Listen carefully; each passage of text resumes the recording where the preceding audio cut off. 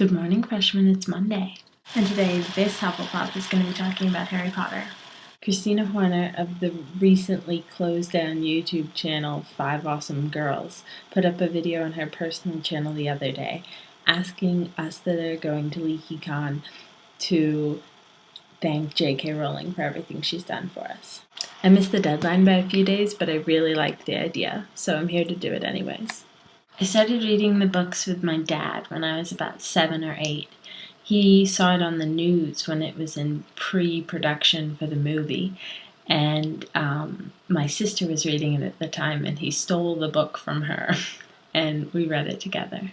He just wanted to read it himself, but he picked me up from a play date, and he was reading it, and I asked if I could read it with him.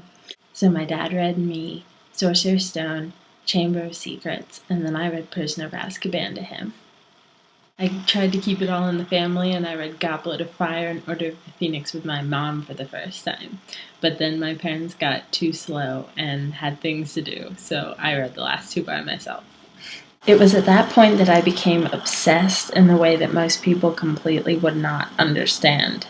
If we're being honest here, I spent way too much time on fanfiction.net and hanging out in the Leaky Lounge, talking about Hermione and Draco being romantically involved. I'm not ashamed. I still think they should have gotten together. When I was 13, my mom was diagnosed with breast cancer. And I spent a lot of time in the waiting room because I was being homeschooled at the time. And I really don't think I could have been able to deal with it without Harry Potter. I had all the books with me, and I listened to all of the Pottercasts available, which, for those of you who don't know, is a podcast about Harry Potter, and it goes on for like an hour every episode, and there are over 300 episodes.